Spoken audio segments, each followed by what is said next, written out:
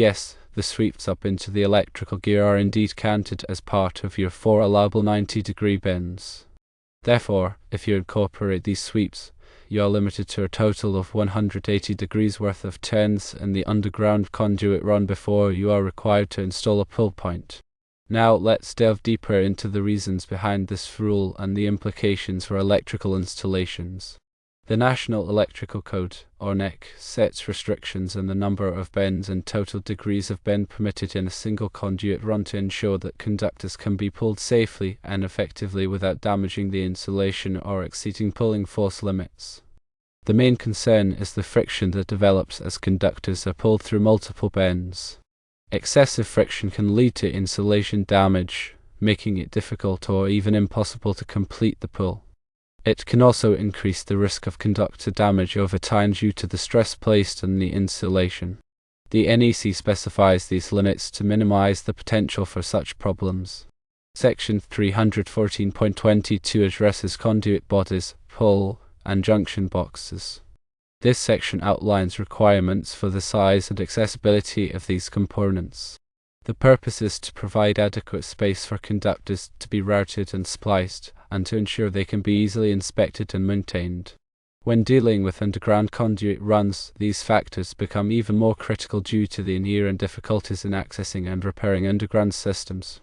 Firstly, the environment underground can be harsh, with exposure to moisture, chemicals, and soil conditions that can degrade conduit and conductors over time. Secondly, repairs to underground systems often require excavation, which can be costly and disruptive. Therefore, adhering to the NEC bend limitations and using pull points strategically is essential for ensuring the long-term reliability and maintainability of underground electrical installations. Now, let's consider some practical examples to illustrate how these rules apply in the field. Imagine a scenario where you are running a conduit from a building service entrance to a remote panel. The run requires a 90-degree bend to exit the building, another 90-degree bend to navigate around an obstruction, and then sweeps up into the remote panel at both ends. In this case, the two 90-degree bends plus the two 90-degree sweeps at each end total 360 degrees, exceeding the allowable limit. To comply with the NEC, you would need to install a pull point, such as a pull box or a conduit body, at some point along the run. The pull point would divide the run into two segments, each with no more than 360 degrees of total bends. Now, let's consider a situation where the underground run is relatively straight, but the sweeps up into the electrical gear are particularly sharp or complex. Even if the underground portion of the run has minimal bends, the cumulative effect of the sweeps can still push you over the limit. In such cases, it may be necessary to use larger radius sweeps or to install a pull point immediately before the gear to reduce the pulling force required. When planning an underground conduit run, it's crucial to carefully map out the route and identify all potential bends and sweeps. Use a conduit bending calculator or software to determine the precise angles and radii of each bend. This will help you accurately estimate the total degrees of bend in the run. Also, consider the type and size of conductors you will be pulling. Larger conductors require more pulling force and are more susceptible to damage from excessive friction. If you are using large conductors, it may be prudent to use larger conduit sizes or to add more pull points to reduce the strain on the conductors during installation. The selection of appropriate pull points is also an important consideration. Pull boxes are typically used for straight pulls, while conduit bodies, such as LB or Cs, can be used to make changes in direction. When selecting a pull point, make sure it is adequately sized to accommodate the conductors and splices, if any. The NEC provides specific requirements for the size of pull boxes and conduit bodies based on the size and number of conductors. Furthermore, consider the location of the pull point. It should be easily accessible for future maintenance and repairs. In underground installations, this may involve installing the pull point in a handhole or vault. Also, make sure the pull point is properly sealed to prevent moisture and debris from entering the conduit system. In addition to bend limitations and pull points, there are other important considerations for underground conduit installation. Firstly, the type of conduit used should be appropriate for underground use. rigid metal conduit, or RMC, and rigid polyvinyl chloride conduit, or PVC, are commonly used for underground applications. RMC provides excellent physical protection for conductors, while PVC is resistant to corrosion. When using PVC conduit, make sure it is rated for direct burial and that it is installed with the proper expansion fittings to accommodate thermal expansion and contraction. Secondly, the burial depth of the conduit should comply with the NEC requirements. The minimum burial depth depends on the voltage of the conductors and the type of raceway. The NEC specifies these depths to protect the conduit from damage from vehicular traffic and other external forces. Thirdly, the backfill material used around the conduit should be carefully selected. Avoid using sharp rocks or debris that could damage the conduit. Use a well-compacted, non-corrosive material such as sand or gravel. Fourthly, proper grounding and bonding are essential for underground electrical systems. Grounding ensures that the system is properly connected to the earth, providing a path for fault current to flow in the event of a ground fault. Bonding ensures that all metallic parts of the system are electrically connected, reducing the risk of electric shock. The NEC provides detailed requirements for grounding and bonding of electrical systems. When installing underground conduit, it's important to follow all applicable codes and standards. The NEC is the primary reference for electrical installations in the United States. However, local codes and regulations may also apply. Check with your local electrical inspector to ensure that your installation complies with all requirements. In summary, the sweeps up into the electrical gear are counted as part of your 4 allowable 90-degree bends. This limitation, along with other NEC requirements, is designed to ensure the safety and reliability of electrical installations. By carefully planning your conduit runs, using pull points strategically, and following all applicable codes and standards, you can create a safe and effective electrical system. Always consult the latest edition of the NEC and local codes for the most up-to-date requirements.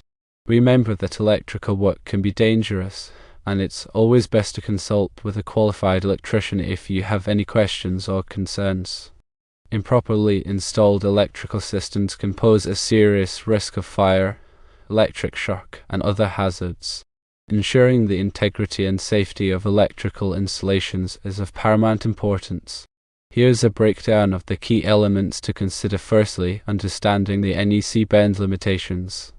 The NEC limits the total bend in a conduit run between pull points to 360 degrees. This includes all bends, offsets, and sweeps. The purpose of this limitation is to prevent excessive pulling force, which can damage conductors and insulation.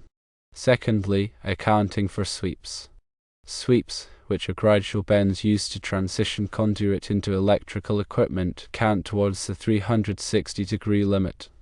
Therefore, it is important to factor in the degrees of bend in each sweep when planning your conduit run. Thirdly, planning pull point locations. If your conduit run exceeds 360 degrees of bend, you will need to install pull points such as pull boxes or conduit bodies. Pull points allow you to divide the run into smaller segments, each with no more than 360 degrees of bend. Choose pull point locations that are easily accessible for future maintenance and repairs. Fourthly, selecting conduit type and size. The type and size of conduit you use will depend on the application and the size and number of conductors you will be pulling. Common types of conduit for underground installations include RMC and PVC. Ensure that the conduit is rated for direct burial and that it is properly sized to accommodate the conductors. Fifthly, considering burial depth. The NEC specifies minimum burial depths for underground conduit to protect it from damage.